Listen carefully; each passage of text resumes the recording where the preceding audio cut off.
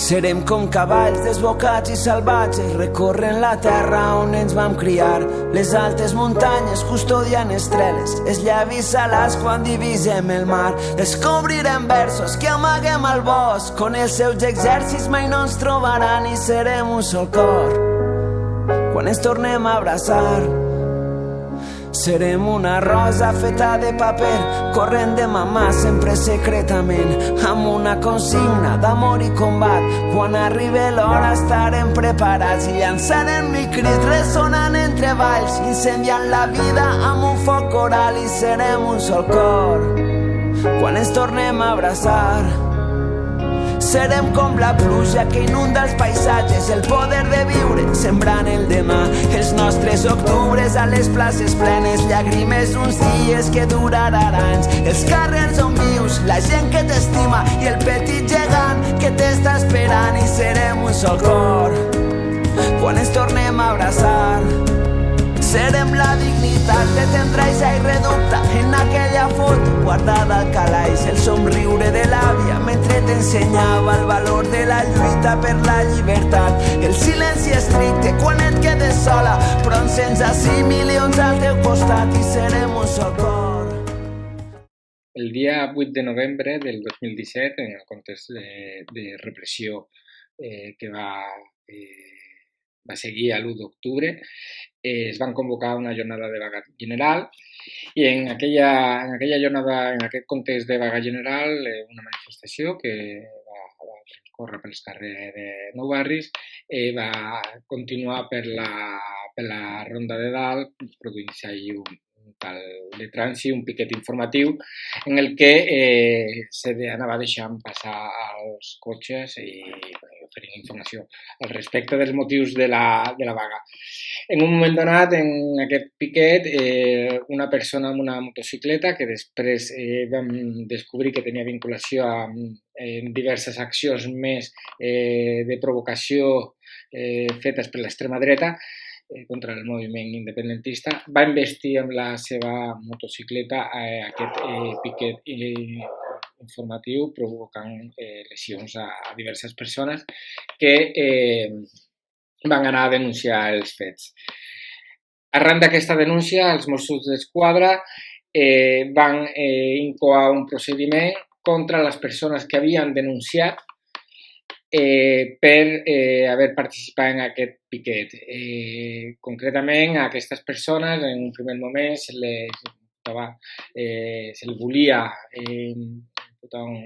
delicte d'integració en una organització criminal, desordres públics, delicte contra la seguretat vial. Finalment, un cop que arriba al jutjat i comença el procediment, els fets queden delimitats contra Lluís i contra altres 3 persones i el fiscal formula una acusació per un delicte contra la seguretat vial i un delicte de desordres públics. Per aquests delictes se demana entre 3 i 7 anys de presó.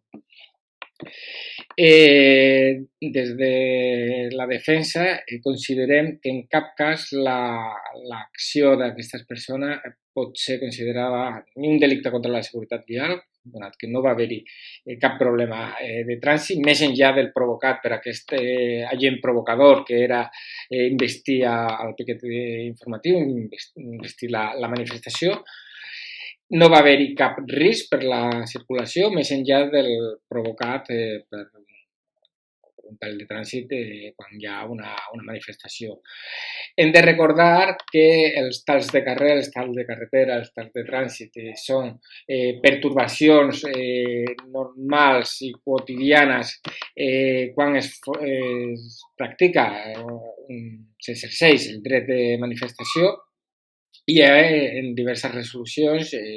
ja ha quedat acreditat que aquestes pertorbacions, aquestes molèsties a tercera queden integrades dins de l'exercici del dret a la manifestació. Nosaltres considerem que una manifestació, un piquet informatiu i més en un context de vaga general no pot ser mai considerat un desordre públic. No hi ha cap tipus de violència, no hi ha cap tipus de danys, de perill de danys cap a les persones, no hi ha cap tipus de perill cap al trànsit, no hi ha cap tipus de perill de danys contra béns materials. Per tant, no s'inclouen cap element de los que constitueix el tipus de desordres públics. És simple i llanament l'exercici d'un dret fonamental. Aquest cas és un nou exemple de com la Fiscalia pretén atemorir a la població per tal que no exerceixin el seu dret fonamental, per tal que no surtin al carrer a fer el que és emparat per tot el catàleg de drets fonamentals, exercir el dret de protesta, exercir el dret de manifestació. Gràcies per convidar-nos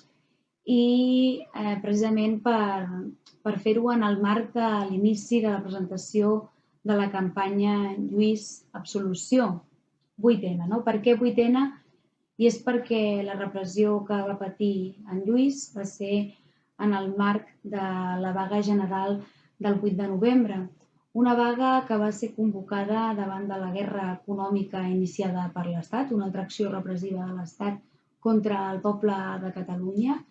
amb la finalitat d'explicar que qualsevol procés de construcció social i nacional que sigui alternatiu al sistema que avui ens governa doncs produirà una davallada econòmica i ens portarà a la ruïna. En primer lloc, dir que aquest trasllat de seu social va ser un trasllat, això, precisament d'una seu social i no pas de la seu productiva, i per tant el valor afegit d'aquesta producció se seguia produint en el territori del Principat de Catalunya. I en segon lloc, dir que ara mateix és més necessari que mai, precisament per poder avançar en una societat socialment més justa, una modificació de les relacions econòmiques que ens governen. I això passa precisament per aquest procés de construcció social i nacional que defensem i per posar els drets de les treballadores al centre de qualsevol acció política, cosa que és radicalment contrària al que passa avui en el marc del sistema capitalista, que s'ha demostrat un sistema depredador de vides. Per altra banda, aquesta convocatòria del 8 de novembre també pretenia condemnar la violència policial patida per al nostre poble en el marc de la defensa de l'exercici del dret a l'autodeterminació, en el referèndum de l'1 d'octubre,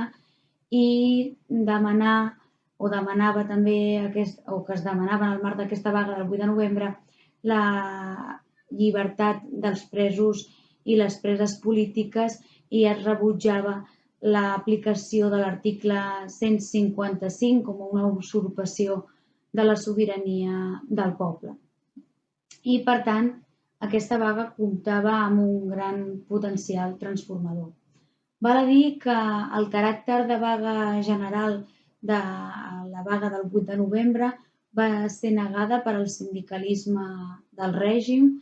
també per al sobiranisme governamental i inclús per organitzacions de la societat civil que defensen la independència del nostre poble. I això també és precisament un dels aprenentatges de l'anterior cicle polític i que ens ha de servir per al nou cicle polític que s'obre, i és la potencialitat transformadora amb la que compta l'organització autònoma de lògiques partidàries i partidistes i aquesta mobilització sostinguda arreu del territori. Aquestes són eines polítiques amb un gran potencial transformador i que es van desenvolupar durant la vaga del 8 de novembre. És precisament per aquest motiu que les persones que hi van participar són represaliades, perquè el dret a vaga, el dret a l'exercici de vaga, a haver participat en un piquet informatiu, com ho va fer el Lluís, no és cap delicte. El que es persegueix amb aquesta ofensiva repressiva, amb aquesta acció repressiva contra el Lluís, és aturar el potencial transformador d'aquesta organització que vam veure arreu del territori, doncs precisament aliena a aquestes lògiques partidàries i partidistes, que és la que té aquesta potencialitat transformadora. I serà precisament de la mà del moviment popular, de la mà d'un poble determinat, disposat a arribar fins a les últimes conseqüències en la defensa dels seus drets que podrem construir un estat independent en forma de república i que ho podrem fer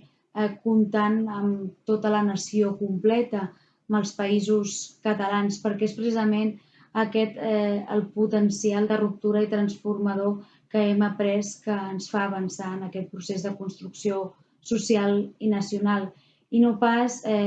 unes elits que diuen que des d'uns despatxos poden